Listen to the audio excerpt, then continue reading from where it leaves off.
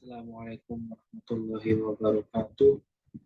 Perkenalkan, nama saya Muhammad Difan Nugraha dengan NIM 2201156 kelas teknik peminyakan D. Di sini saya akan mempresentasikan materi fisika dasar 1, yaitu materi osilasi pegas dengan kode F2 dengan dosen Bapak Dharma Arumulabi SSIMT.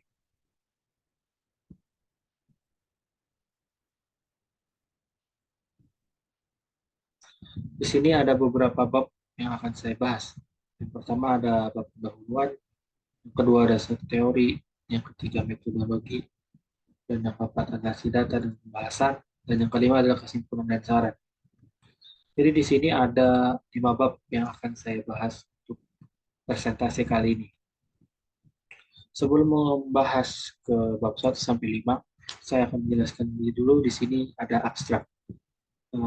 Jadi abstraknya yaitu osilasi pegas atau osilasi harmonik adalah gerak osilasi benda yang dipengaruhi oleh gaya pemulih linier dan tidak mengalami gesekan, sehingga tidak mengalami pengurangan tenaga. Gerak osilasi merupakan gerak yang berulang dari suatu benda, di mana setelah menempuh selang waktu tertentu benda tersebut akan kembali ke posisi setimpangnya. Kemudian ada bab 1, yaitu pendahuluan. Dengan latar belakang, osilasi pegas atau osilasi harmonik adalah gerak osilasi benda yang dipengaruhi oleh gaya pemulih linier dan tidak mengalami gesekan, sehingga tidak mengalami pengurangan tenaga. Gerak osilasi merupakan gerak yang berulang dari suatu benda di mana setelah menempuh selang waktu tertentu, benda tersebut akan kembali ke posisi setimpangnya. Perkembangan ilmu pengetahuan dan teknologi saat ini sangatlah membantu dalam melakukan kegiatan sehari-hari. Misalnya pada melakukan praktikum kali ini yaitu tentang osilasi pegas, yang mana sering tahu kita dapat di lingkungan sekitar. Banyak sekali contoh-contoh nyata, seperti pada pergerakan kipas ke kiri dan kanan.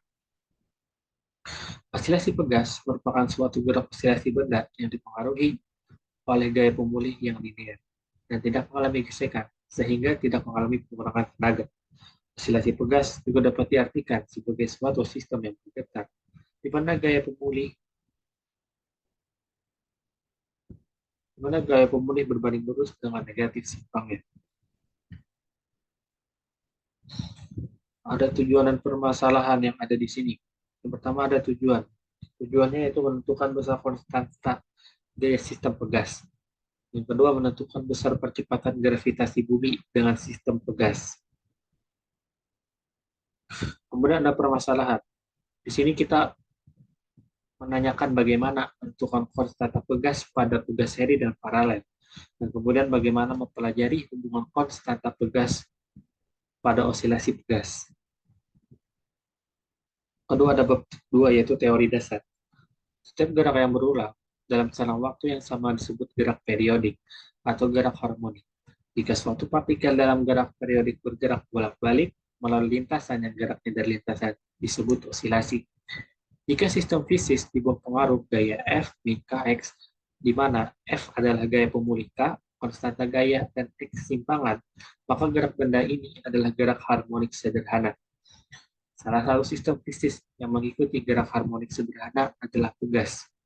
Sistem ini dapat dipergunakan untuk menentukan besar percepatan, yaitu percepatan gravitasi bumi di suatu tempat.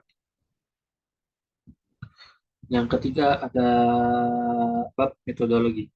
Di bab ini bagaimana kita melakukan langkah-langkah untuk melakukan percobaan pada praktikum kali ini. Di sini ada bab flowchart yang dimana bagaimana kita menjalankan simulasi yang ada di modul itu.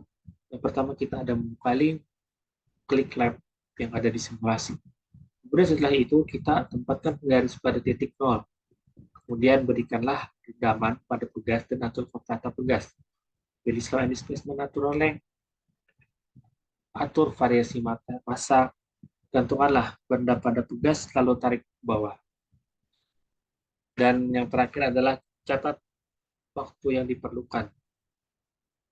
Yang ketiga ada pengolahan data. Di sini eh, ada beberapa data. Yang pertama, data pertama itu kecepatan awalnya 15 sampai 30 meter per second. Kemudian dengan diameter 0,10 meter dengan gravitasi 9,81 meter per second. Yang terus masanya 2 kilo dan sudut elevasinya 50 derajat. Kemudian data kedua, dengan kecepatan awal 15 meter per second, diameter 0,3 meter, gravitasi sama yaitu 9,81 meter per second.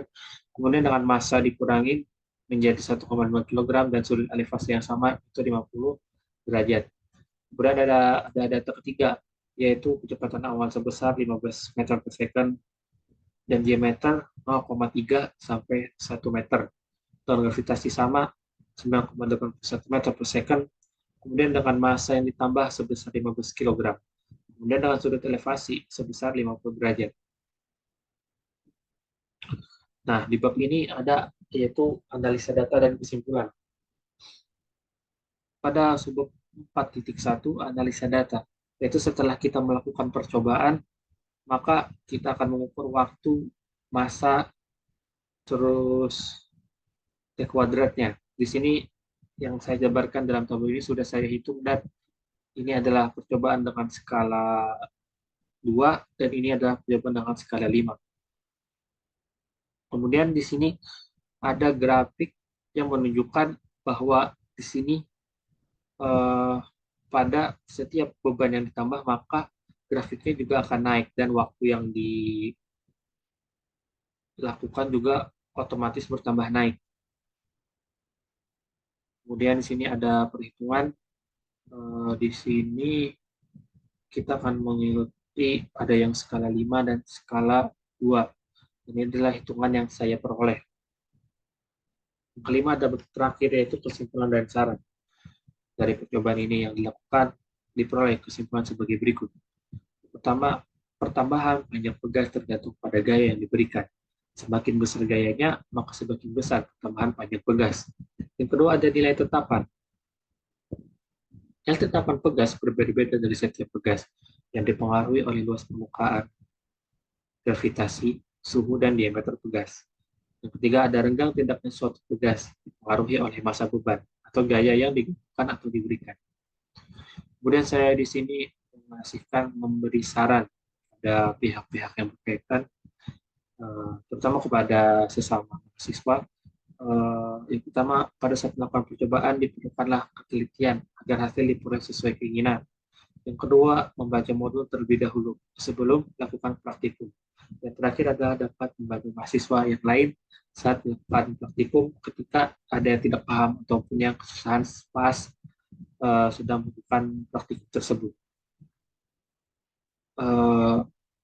Mungkin ini saja yang bisa saya sampaikan. Uh, Mohon maaf jika penyampaian saya masih banyak kekurangannya. Saya undur diri. Assalamualaikum warahmatullahi wabarakatuh.